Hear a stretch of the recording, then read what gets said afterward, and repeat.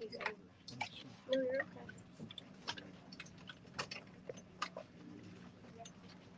I believe we're still waiting for the lieutenant governor. Did you see her? We're moving inside. We're all glad not to be outside right now. I think it was too much.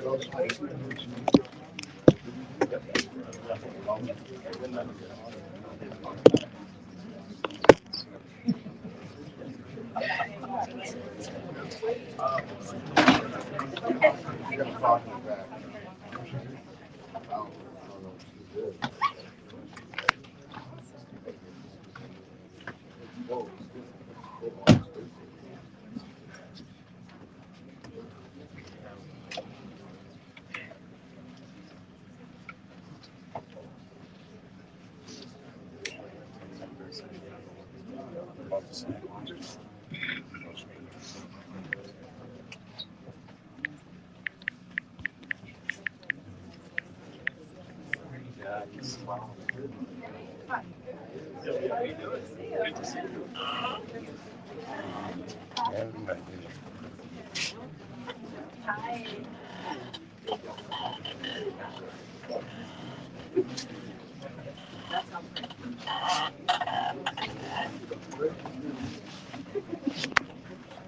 Good afternoon, everyone. Thank you for being here. It's an honor to join the Massachusetts Lieutenant Governor, our Lieutenant Governor, Kim Driscoll, also Secretary of Veteran Services, John Santiago, and Secretary of Housing and Livable Communities, Ed Augustus.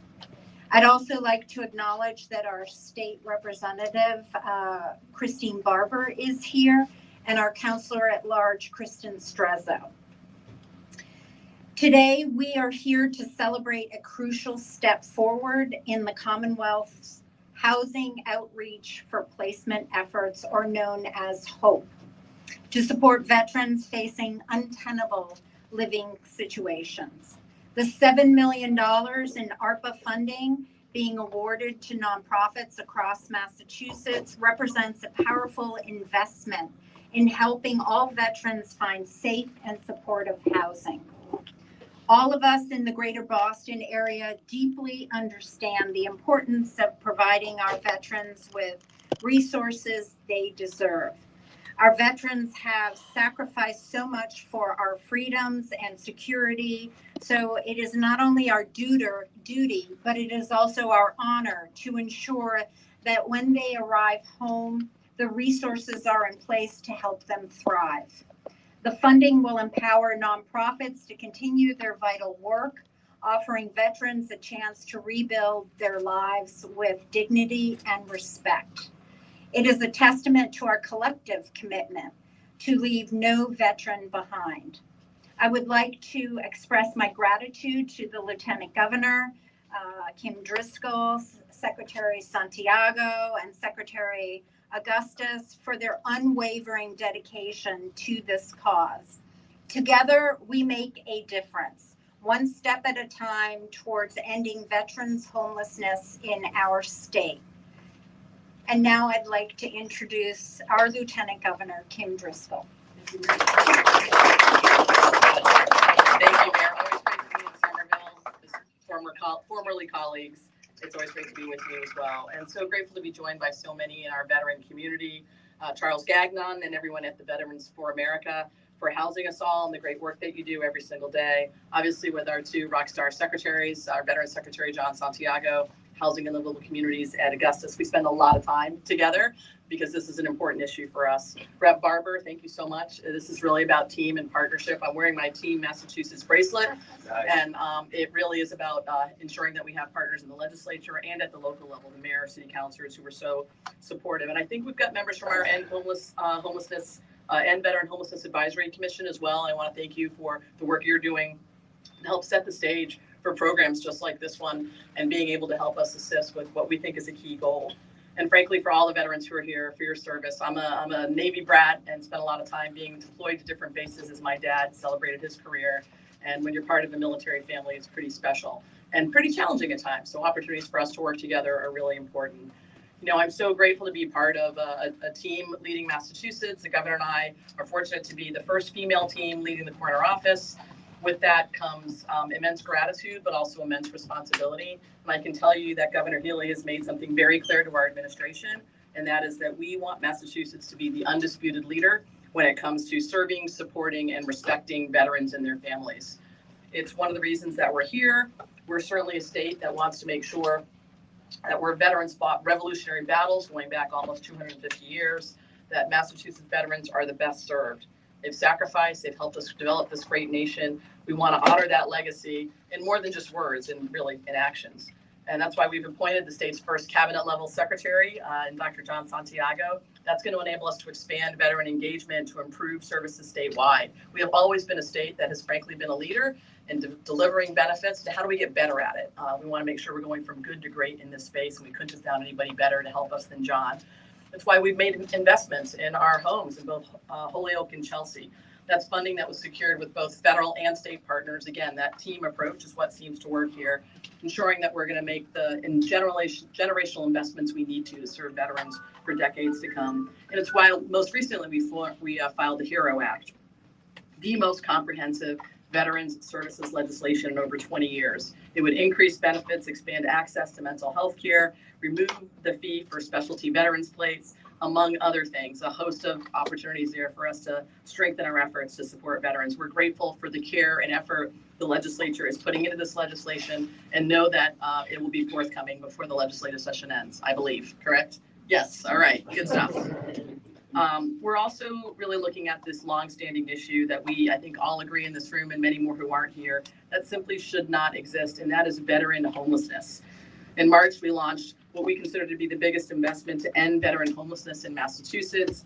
That goal is to really identify and reach every single veteran in our state. And that starts in communities, just like here in Somerville, who might be struggling with homelessness, whether that's housing security now or in sometime down the road in the future. We want to meet our veterans where they're at, understand their challenges, many of whom have layered challenges that we need to tend to. And we know these folks were here for us. We want to be here for them. Today, we take a big step forward in expanding this work and announcing the allocation of $6.7 million in American Rescue Plan federal funds to enhance outreach and case management services aimed at eradicating veteran homelessness right here in Massachusetts. That's a big number. It's a worthy effort, and we know we've got the partners to do it. Funding right here for housing outreach to placement effort, or the HOPE campaign. And this is an initiative under the broader End Veteran Homelessness Initiative. That means supporting that person-to-person work. This is the stuff that's on the ground, ensuring that we're in communities, going to where our homeless vets may be, and to then provide permanently safe housing options for these folks. It's going to support the work of, I think, our skilled individuals, right, like we see right here at VOA in Massachusetts. There's no better peer-to-peer program to help ensure that we're improving the lives of veterans every single day. And I really want to congratulate and thank organizations who will be doing this work. So these are grants that are going to be going to veteran service agencies to do that on the ground work, to help make those connections, build that trust, put that pipeline in place so we can make sure people have safe and secure homes who are our vets. That's Volunteers of America, New England Center and Home for Veterans, Soldier on In, Clear Path for Veterans New England, Veterans Inc., and the Cape and Islands Veterans Center. These are proven organizations that have longstanding relationships with veterans who've been doing this work, who we will now be able to partner with, enhance those efforts, ensure we're connecting with people in the places they are, helping end this and eradicate veteran homelessness now. And if we can do it now, we know that will build for years to come. So we can't say thank you enough to the organizations doing this work, certainly to our veterans. As someone, as I said, who grew up in a military family, I know what that sacrifice is for the folks who served in our military branches. Our administration strives each day to get better, to find ways to do more. It is, as I said earlier, with gratitude that we're here, but it's also a responsibility. And we have a sense of urgency. The governor we're hustling. She's keeping us on our toes to make sure as we make these investments, we strengthen these partnerships, and we do the work that people are committed to having us do. And that is making Massachusetts the best place to live, to raise a family, to go to work, to attend school, building a Commonwealth that's more competitive, more affordable, and more equitable. This is the heart of that work, ensuring that we're taking care of our veterans and making it possible to put our very values and our words into action. So I'm thrilled to be here, as I said, with members of our team. And we're so fortunate that we have not only an individual who is a member of the Armed Services who currently serves in the Guard, but also is a physician leading our Veteran Service Cabinet. It's my pleasure to be able to introduce Dr. John Santiago.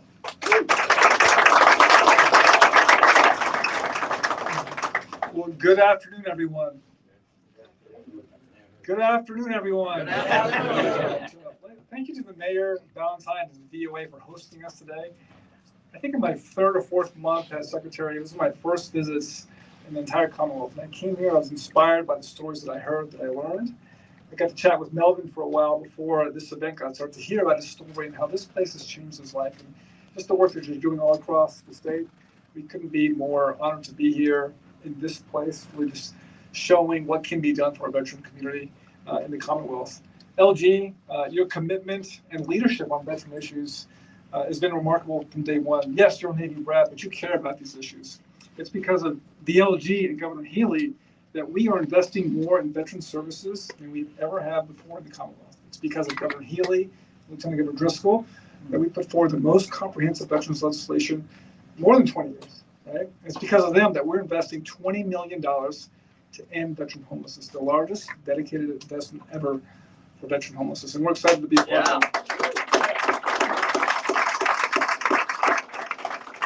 And as much as they are prioritizing veterans, I have to tell you, one of their main priorities is housing. First, second, and third, right?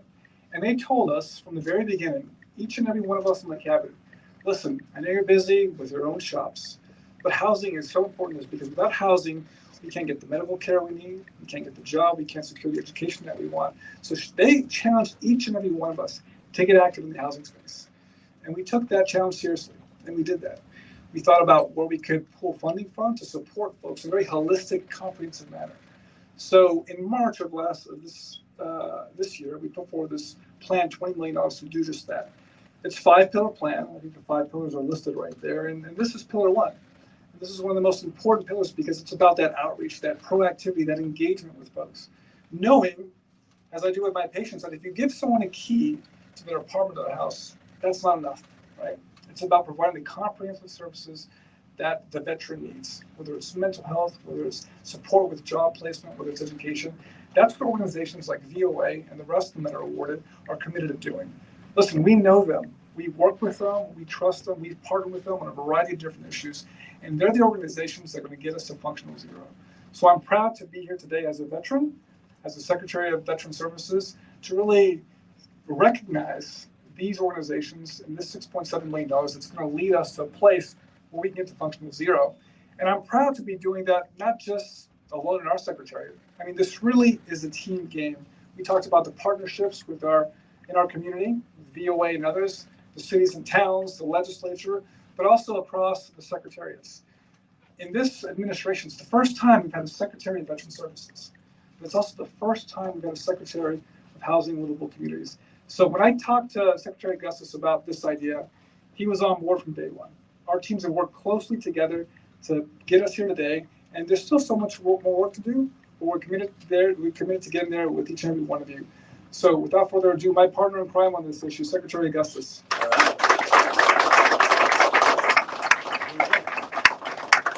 Thank you, Secretary. First, it's great to be here in Somerville, probably one of the most pro-housing communities in the Commonwealth. And I appreciate the mayor's leadership and it is an honor to be here with the Lieutenant Governor. And I know Governor Healey is here in spirit. They gave us the very clear charge, not only around housing, but specifically around veterans housing. This is a priority. Work together, get this done, tell us what you need, and we're going to be there. And to their word, the governor and lieutenant governor have provided every resource necessary to get the job done. And at the point of this is Secretary Santiago, who knows this space, who knows the players, who knows the issues and the challenges that our vets face, and brings that informed understanding to the work, educating all of us on the cabinet and throughout the administration. And like a good surgeon, bringing in the various tools and instruments that he needs at different times to get the job done. And that's literally what today is about. This first tranche of money that is being announced is making sure we're meeting the veterans where they are, dealing with unique challenges, traumas, things that have caused their homelessness, understanding, doing it with compassion and empathy, and then building that relationship with them so that we can connect them with services. And my job really is to work in concert with Secretary Santiago to build enough units, to create enough options, so as we bring those homeless vets off the street or out of shelter, we have appropriate, safe, healthy, and dignified homes for every single person who's worn the uniform and supported our country. So it is our honor at HLC to be charged by the governor, lieutenant governor, with this project, and to be working side by side with Secretary Santiago and his team. So congratulations to all the recipients of the grants today. Thank you for the work that you do on behalf of our veterans. Now it's my responsibility to introduce our host today. And Charles is someone I've had the opportunity to work with in other capacities. Many years. Charles had dark hair then. Yeah. I died there to get the job. Exactly. I still have hair. But he is a can-do person, somebody who's very passionate about this work and who has grown this organization and reaching more corners of the Commonwealth to make sure our veterans get everything they need. So it's my honor to introduce Charles Gagnon, the President and CEO of VOA. Thank you. Yeah, I know. We've shaken hands several times. Thank you, Ed. I just want to welcome everyone. My name is Charles Gagnon. I'm the President and CEO of Volunteers America, and we go by VOA Mass. We're the owner and operator, and we're one of the most significant partners with certainly John and his team and the rest of the state partners. So I just want to welcome everyone here. This is a big day for us. This is really, it's just great to have so many people that are committed to ending homelessness be here on a hot, sweaty day. John, good job in the HVAC system. Thank you. But it's really going to take a team, a collaborative effort. And it really starts with leadership, and Lieutenant Governor Driscoll, the Healey and Driscoll administration, you guys are getting it done. You're bringing people together across agencies. That's not historically correct, right? So we're talking about integrating and really bringing in partners, state agencies with leadership to end this problem. And I think it's well within our reach. So thank you, Lieutenant Governor. Keep up the good work. Thank you. I also want to thank the innovative leadership team. I've had experience both with Secretary Augustus and Secretary Santiago. I believe that the integration of these two agencies is the secret sauce. I think it provides a powerful partnership, but also promise to wed housing plus services. It's not just about housing, like Ed referenced, it's about comprehensive services, mental health, substance use disorder, food insecurity, housing stability, health stability. That's our motto at VOA Mass. And I really feel like it is the right motto at the right time to approach veterans who are homeless. I also want to thank Mayor Valentine. She was here for almost 2 hours. One of our veterans are telling the story. She and I were both reduced to tears. This was a year ago. It was a year ago, not today. Or a couple years ago. Yeah. But the city of Somerville has been an amazing partner and host. When we need something, they act. They drop by and just say hello and fellowship. And, you know, our motto, if you go to our website, it's VOA, our motto is care today, opportunity tomorrow. Care today, opportunity tomorrow. What does that mean? That means each and every day we're providing care to Melvin and his residents in the city of Somerville, and we're preparing them for opportunity. And we have so many success stories as folks come through the Mass Bay Veterans Center, move into permanent housing, follow them with stabilization services, making sure they secure employment. And our model is one of whole person care. And what does that mean? We treat the entire person, the interconnectedness between health, behavioral health, housing, employment, and we bring those all together to make sure that everyone, all of our residents, Melvin, right, are going to achieve greater self-sufficiency and chase their dreams like anyone else in this room. So we are certainly committed to that. And last but not least, I want to acknowledge, first of all, the other veterans that are here. We have a variety of veterans. They've served our country. So thank you, veterans, and we're here for you today. I'd also like to thank our VOA Mass team. We have several people, thank you, Hannah, several people that have helped out, in particular, our Mass Bay Veterans Center, Howard Bennett, Program Director. Let's hear it for the Mass Bay Veterans Center. I can't do my job without an active board of directors, and our newest board member is David Rockwell right back there. David, thank you very much for being here and supporting us. And I just really grateful to the commitment from the Healey-Driscoll administration. This is a breath of fresh air for me. I've been doing this work a long time. I'm not going to stop until we get there. I believe that the solution has to involve integration, whole person care, and I think we owe it to provide comprehensive services that are dignified, meet folks where they're at. These folks have served us, served our nation, and they certainly deserve everything and then some. So I want to thank everyone, but I have the honor of introducing the next speaker. And his name is Melvin Blanchard. Melvin is just an amazing person with an amazing story. He came to our doors. We've opened up our doors from him. We've embraced him. And Melvin, do you want to share a few words? Oh, here we go. Live theater. Come on. No, Melvin, Yes. take it away. Thank you, Charles. I'm just full of gratitude, you know, and to thank everybody would take more than my 2 minutes. That's right. You know, but the mayor and the governor and the VA, you know, I'm just amazed and I'm full of gratitude because I met the mayor several times. I guess she shoots so many hands all the time, you know, and I know my name. I didn't get a chance to tell. I'm Melvin with a Y, not an I.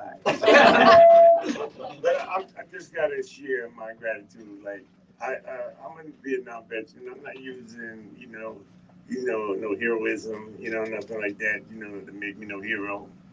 But, VOA and the state and the city made me a survivor.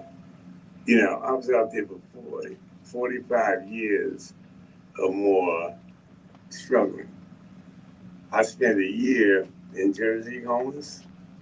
I spent a year in West Virginia homeless. I spent a year in New York State homeless. A year in Rhode Island. And I finally found this place online, VOA, and I did a little research. I was amazed. So I reached out to the VA up here. I was having heart problems, among many, But I just wanted to say this, to make a long story short.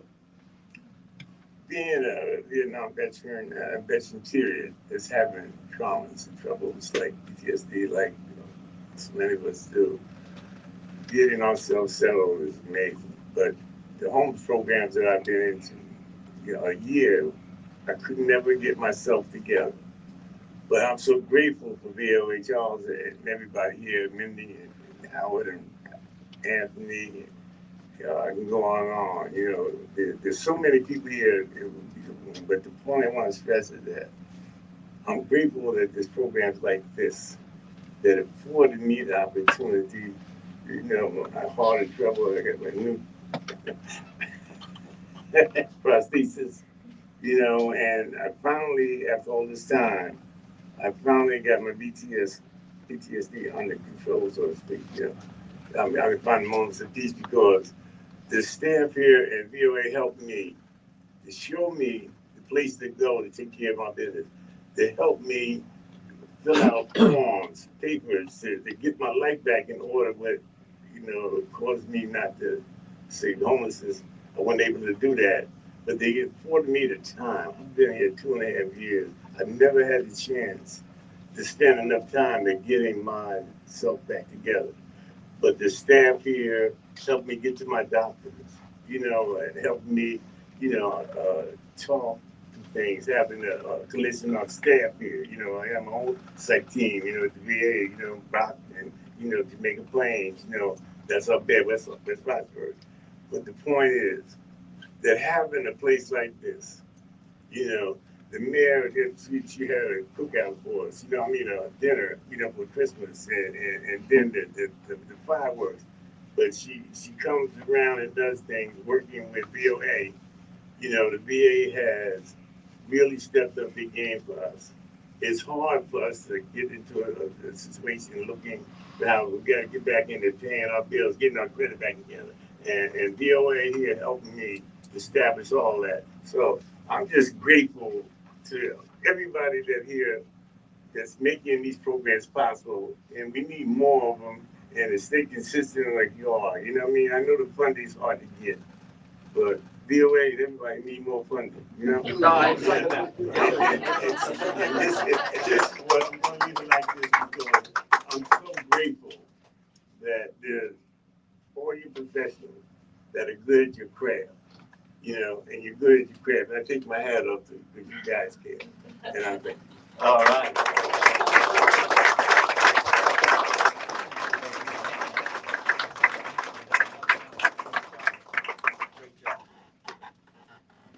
Wow, thank you, Melvin, for sharing that powerful story and speaking from the heart. And that takes courage, and he did a splendid job. So I think Melvin's a good example of the work that we're doing here. Our partners that are here, it's challenging work, but we're committed to the very bone to getting this right and getting this done. And we're going to double our efforts with these three leaders in particular, Lieutenant Governor, Secretary Santiago, Secretary Augustus. We're with you. We're going to go all the way. So I just want to say thank you once again. This ideal of chasing to end homelessness is something within our grasp. If any place can do it, it's Massachusetts. So let's make sure that we stay committed through the good times and bad times. We know we have a very aggressive timeline. The quicker we do this and the quicker we can create more housing across the board, the less likely people will be homeless, in particular individuals without children, in particular with the veterans today we're talking about. So all I want to say is thank you. Please stick around. If anyone wants a tour, grab one of our staff, and let's keep the work going together. Thank you very much.